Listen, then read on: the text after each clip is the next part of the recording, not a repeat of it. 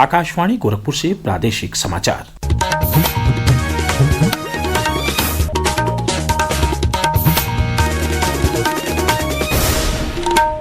नमस्कार, समाचार बुलेटिन के साथ मैं वेद प्रकाश पाठक।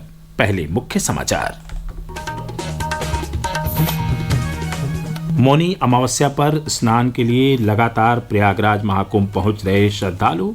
भारी भीड़ को देखते हुए मुख्यमंत्री योगी आदित्यनाथ ने की अपील, मां गंगा के जिस घाट के करीब हों वहीं कर लें स्नान। श्रद्धालुओं के जनसैलाब को देखते हुए विभिन्न अखाड़ों का अमृत स्नान स्थगित। अखिल भारतीय अखाड़ा परिषद ने जनहित में लिया फैसला। केंद्रीय राज्य मंत्री डॉक्टर जितेंद्र सिंह ने लखनऊ में CSIR IITR के हीरक जयंती समारोह का कल किया उद्घाटन। कहा, अनुसंधान और नीति निर्माण में वैज्ञानिक निभा रहे हैं अहम भूमिका। और बागपत हादसे की होगी मजिस्ट्रेटियल जांच।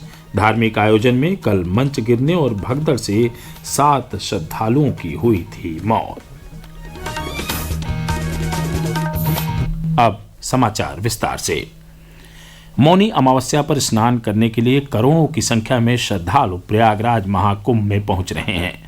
सुरक्षा के कड़े प्रबंध के बीच वहां लगातार श्रद्धालुओं का आना जारी है। भारी भीड़ को देखते हुए प्रदेश के मुख्यमंत्री योगी आदित्यनाथ ने अपील की है कि श्रद्धालु मेला प्रशासन के निर्देशों का पालन करें, संगम नोच जाने का प्रयास न करें, मां गंगा के जिस घाट के समीप हैं वहीं पर स्नान करें।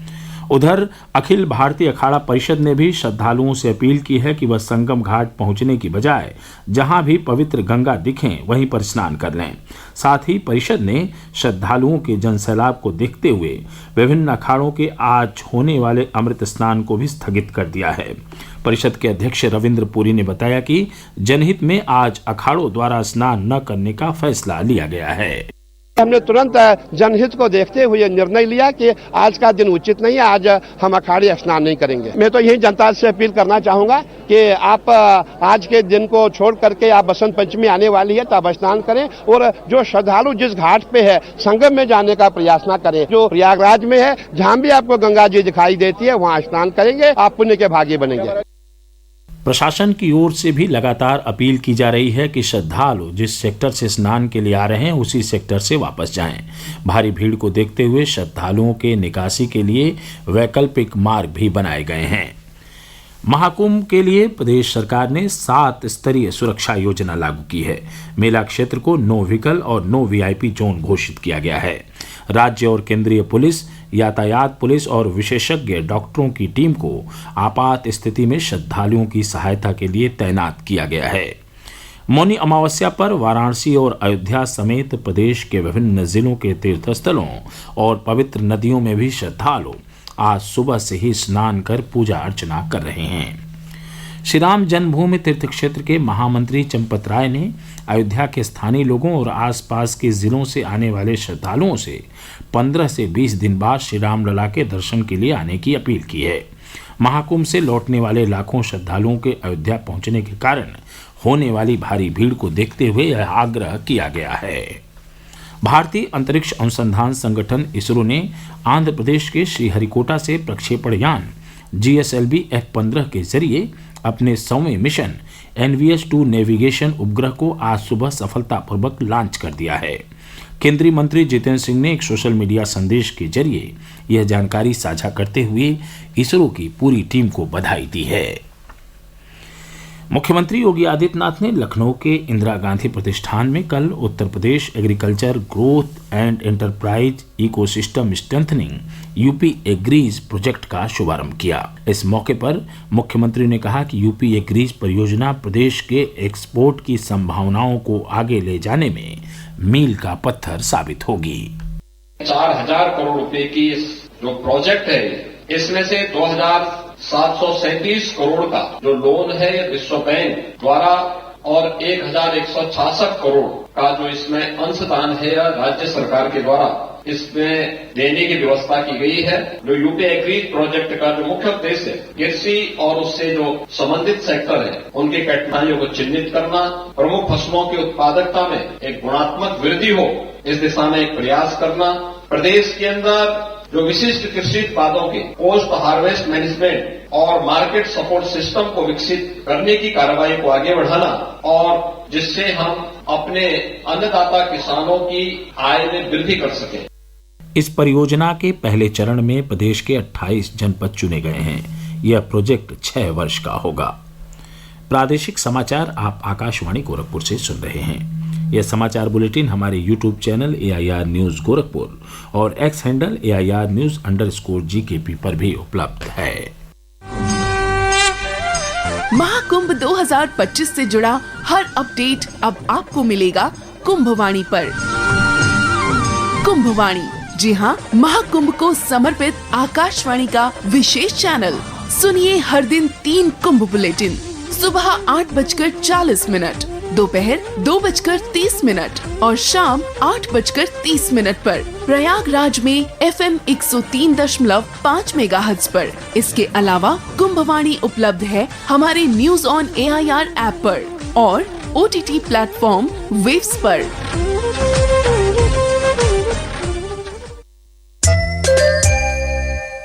केंद्रीय विज्ञान प्रौद्योगिकी और पृथ्वी विज्ञान राज्य मंत्री डॉक्टर जितेंद्र सिंह ने लखनऊ में वैज्ञानिक तथा औद्योगिक अनुसंधान परिषद, भारतीय विश्वविज्ञान अनुसंधान संस्थान CSIR IITR के हीरक जयंती समारोह का कल उद्घाटन किया। इस अवसर पर उन्होंने संस्थान पर आधारित एक डाक टिकट भी जारी किया।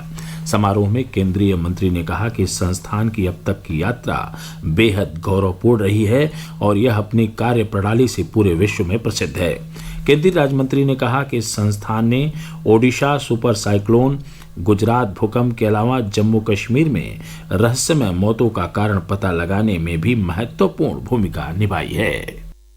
इंस्टीट्यूट है जिसने इतनी श्रेष्ठता हासिल की है। न केवल टॉक्सिन्स की स्टडी, उनका अध्ययन और उनका शोध किया जाता है, बल्कि समय समय पर जब कोई इस प्रकार की आपदा का संकट देश को सामना करना पड़ता है तो तब भी इसने नागरिकों के लिए, समाज के लिए सहयोग करने का काम किया है। और ये मकाम हासिल करने के लिए यहाँ के सभी वैज्ञानिक विशेषज्ञों ने कड़ी मेहनत, परिश्रम और निरंतरता के साथ जैसे मेहनत की है पिछले 50-60 बरस, वो अपने में उदाहरणीय है। आज इसका इंडस्ट्री लिंकेज भी है, आज यहाँ से स्टार्टअप्स भी निकल रहे हैं और आज ही बहुत सारी टेक्नोलॉजी ट्रांसफर्स की भी घोषणा की। बागपत की जिलाधिकारी अस्मिता लाल ने कल बड़ौत में हुए हादसे के मजिस्ट्रेटियल जांच के निर्देश दिए हैं। कल वहां एक धार्मिक आयोजन के दौरान अस्थायी मंच गिरने और उसके बाद मची भगदड़ में 7 लोगों की मौत हो गई, जबकि पुलिसकर्मियों समेत करीब 45 लोग घायल हो गए। इस मामले में मंच तैयार करने वाले ठेकेदार के खिलाफ मुकदमा दर्ज कर उसे हिरासत में ले लिया गया है। यह दुर्घटना उस समय हुई जब जैन धर्म के प्रथम तीर्थंकर भगवान आदिनाथ के निर्वाण लाडू पर्व के अवसर पर श्रद्धालु धार्मिक समारोह में भाग लेने के लिए मंच पर चढ़ रहे थे। मुख्यमंत्री योगी आदित्यनाथ ने हादसे का संज्ञान लेते हुए घायलों के समुचित उपचार के निर्देश दिए हैं। वहीं केंद्रीय राज्य मंत्री जयंत चौधरी ने भी कल अस्पताल पहुंचकर घायलों का हाल चाल जाना। लखनऊ के इटौजा थाना क्षेत्र में कुर्सी रोड पर इटौजा महोना मार्ग पर एक अनियंत्रित ट्रक कल कुछ दुकानों और मकानों में घुस गया। इस दुर्घटना में 3 लोगों की मौत हो गई, जबकि करीब आधा दर्जन लोग घायल हैं। लखनऊ के पुलिस उपायुक्त उत्तरी गोपाल कृष्ण चौधरी ने बताया कि पुलिस और SDRF ने मौके पर राहत और बचाव कार्य किया। वहीं देवरिया जिले के महुआडीह थाना क्षेत्र के हेतिमपुर के समीप सोमवार की देर रात एक मोटरसाइकिल के ट्रक से टकरा जाने से मोटरसाइकिल पर सवार 4 युवकों की मौत हो गई। चारों युवक एक समारोह से लौट रहे थे। मौसम विज्ञान विभाग ने प्रदेश के तराई वाले इलाकों में आज और कल देर रात एवं सुबह के समय घने कोहरे की संभावना जताई है। आज सुबह गोरखपुर समेत प्रदेश के कई जिलों में देर सुबह तक कोहरा छाया रहा। इससे यातायात प्रभावित हुआ है। विभाग द्वारा जारी दैनिक मौसम पूर्वानुमान बुलेटिन के अनुसार आगामी 31 जनवरी से लेकर 2 फरवरी तक प्रदेश के कई पश्चिमी जिलों में गरज चमक के साथ हल्की बारिश की संभावना है। और अंत में इस बुलेटिन के मुख्य समाचार एक बार फिर। मौनी अमावस्या पर स्नान के लिए लगातार प्रयागराज महाकुंभ पहुंच रहे हैं श्रद्धालु। भारी भीड़ को देखते हुए मुख्यमंत्री योगी आदित्यनाथ ने की अपील, मां गंगा के जिस घाट के करीब हों वहीं कर लें स्नान। श्रद्धालुओं के जनसैलाब को देखते हुए विभिन्न अखाड़ों का अमृत स्नान स्थगित। अखिल भारतीय अखाड़ा परिषद ने जनहित में लिया फैसला। केंद्रीय राज्य मंत्री डॉक्टर जितेंद्र सिंह ने लखनऊ में CSIR IITR के हीरक जयंती समारोह का कल किया उद्घाटन। कहा, अनुसंधान और नीति निर्माण में वैज्ञानिक निभा रहे हैं अहम भूमिका। और बागपत हादसे की होगी मजिस्ट्रेटियल जांच। धार्मिक आयोजन में कल मंच गिरने और भगदड़ से 7 श्रद्धालुओं की हुई थी मौत। इसके साथ ही प्रादेशिक समाचारों का बुलेटिन समाप्त हुआ। नमस्कार।